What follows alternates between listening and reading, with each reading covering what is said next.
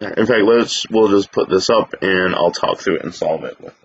All right, so we did the heat generation. We also have, for the mass, we have moles of A flowing in. We have moles of A flowing out. We are generating by consuming A.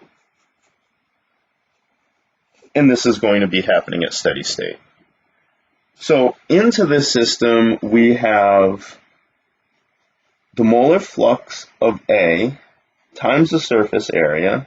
This was evaluated at, was at Y, minus the molar flux of A times the surface area, evaluated at Y plus delta Y. Our generation here was, well, we could write this as, let's just work this out. We could say plus the reaction rate times the volume of our control volume equals 0. And now we can replace this reaction rate. We know this is consuming species A in a first order reaction. So also we can pull out the surface area in a single step here.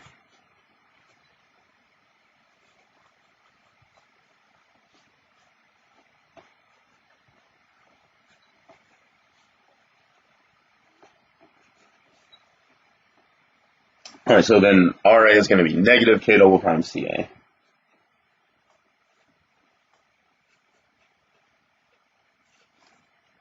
So 0, and we can divide by the volume. This was AS delta Y.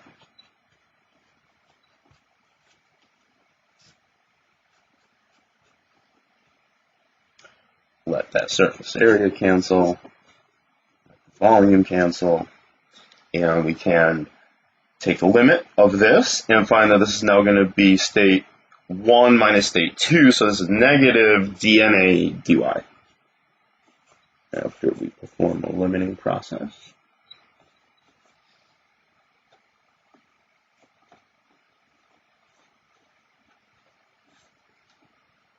Minus what we consume in that control volume equals to 0.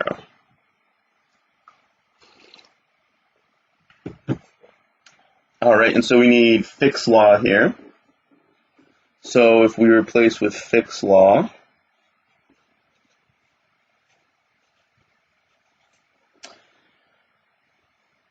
all right, and I must be assuming probably not equimolar counter diffusion here, so we're not, say, taking A and making a new species.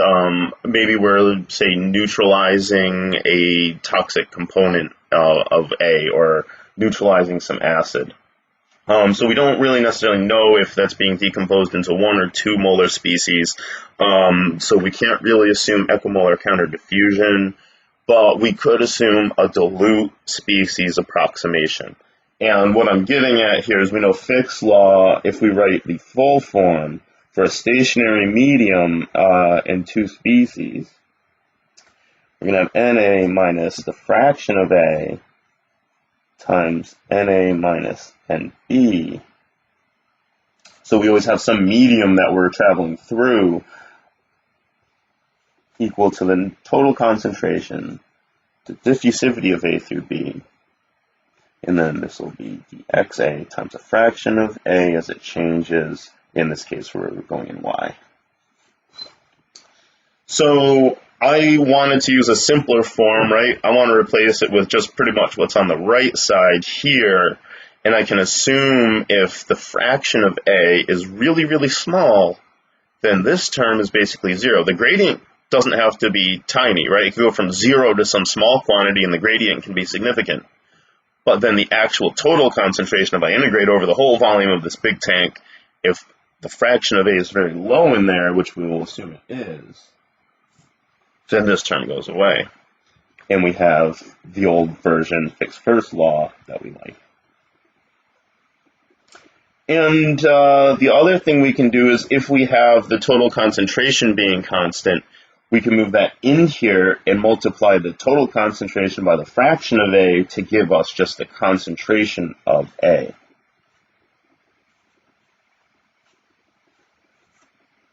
So here's what we'll replace.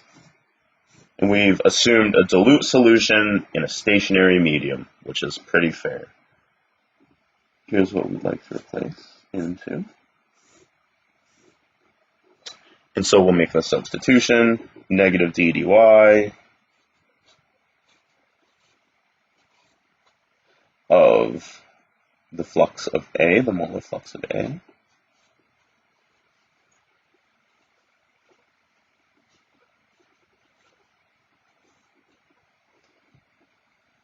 minus K double prime, the reaction rate coefficient times the concentration of A.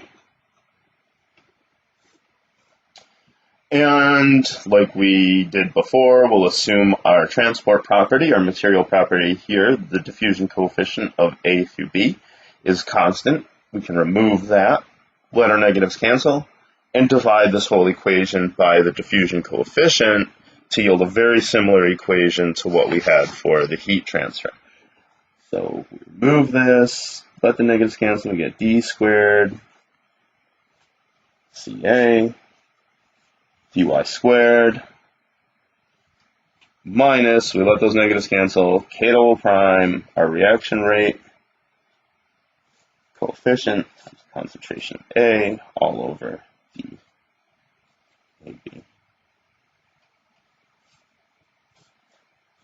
All right, so let's compare these two equations that we just got for heat and mass transfer.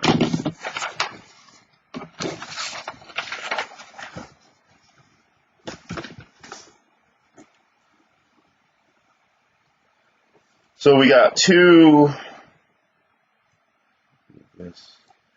very similar equations. We have a second order gradient. So this second order gradient, if we look at this equation, the second order gradient is now going to be equal to some function, right? We've always had this equal to 0 so far, and we've gotten these nice linear profiles. Now we have the second order gradient is equal to an actual function. Our next step in solving these two differentials is going to be to non-dimensionalize them. So